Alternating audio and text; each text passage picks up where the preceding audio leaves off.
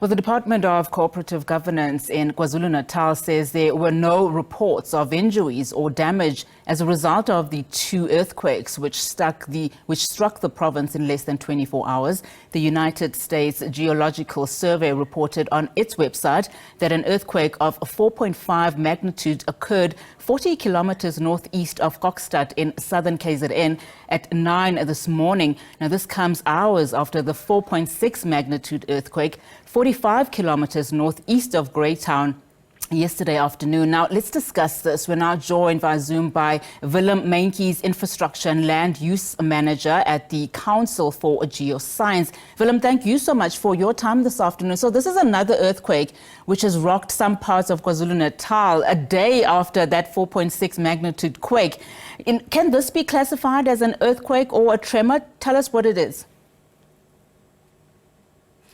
Thank you, Unati, and good afternoon to everyone. Yes. So the earthquake that occurred now recently today as well, it's separate to the one that occurred yesterday. Although we can classify that as an earthquake. So generally, when we speak about tremors, they are typically your smaller type of ground shaking events, colloquially known as earthquakes as well. So this we can confirm was yet another earthquake, but it's not geologically along the same structure as the one that occurred yesterday.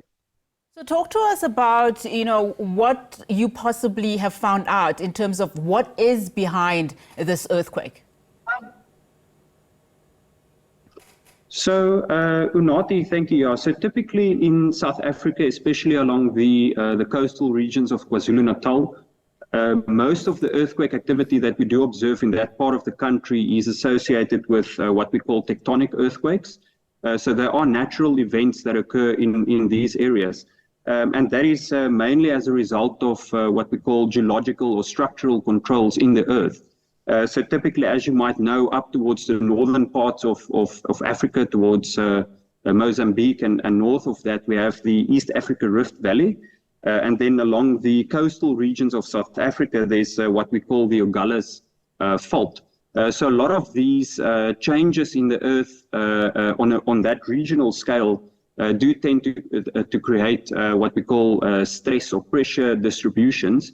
And then typically where we have these geological structures, we tend to see earthquake activity and movement as pressures basically build up and then releases in the form of a seismic event or an earthquake. And that's typically what we saw happening in the KwaZulu-Natal province over the last 2 days. I mean, we're hearing that, some of the tremors occurred at a depth of about 10 kilometers. At this point, when do you determine just, the damage that this has caused? Were you or are officials able to then make an assessment as quickly as it happens? So typically what we rely on is reports from the public. So we are able to determine the magnitude or the size of these earthquakes as and when they occur. But in terms of the actual damage that it causes to infrastructure and buildings, that's mainly reliant on reports that we get in, or if we have widespread distribution of these reports, then typically there will be follow-up investigations to determine what is the actual extent of damage. But in South Africa, generally, we do follow some codes of practice when it comes to what we call earthquake engineering.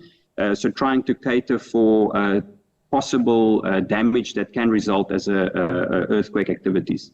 Are we likely then to feel aftershocks days to come, or hear of reports of aftershocks?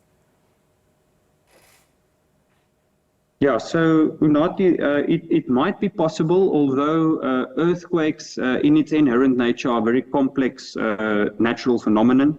I think even globally, there's a lot of difficulty in terms of assessing beforehand, can there be aftershocks expected, and, what sort of the rate of recurrence along these geological structures.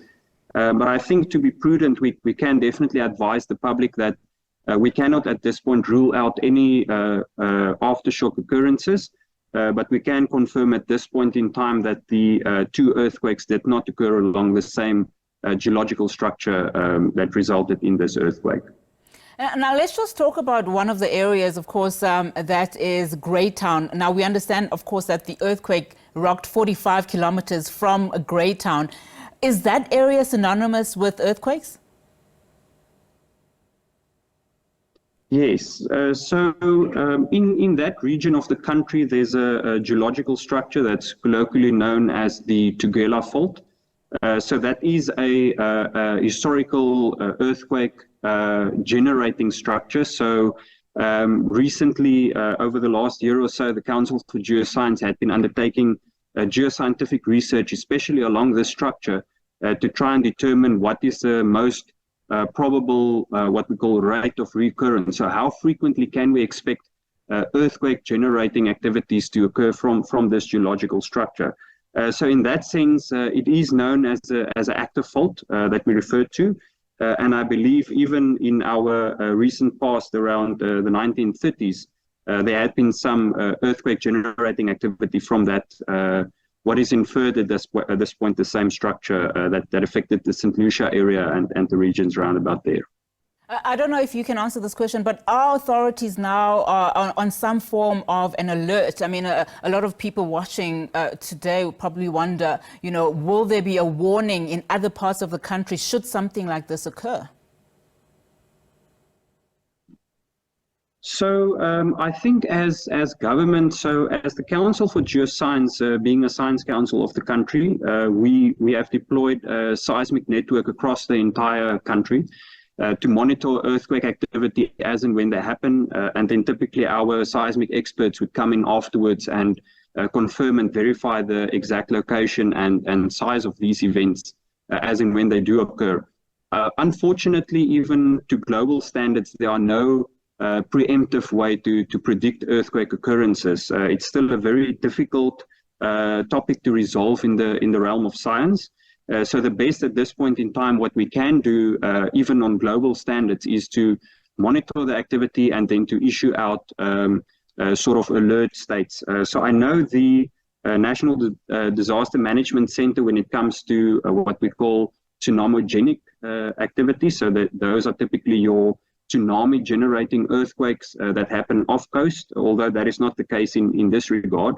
They do have some alert systems to warn the public beforehand. But with respect to the current occurrences of earthquakes in the KZN province, they've been onshore. So we implore the public to remain vigilant.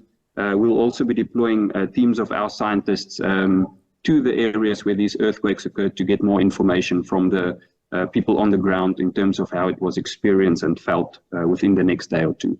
Willem, thank you so much for your time. I really do appreciate it. Willem Meintjies, Infrastructure and Land Use Manager at the Council for Geoscience. They, of course, talking to us about yet another earthquake that has rocked some parts of KwaZulu-Natal.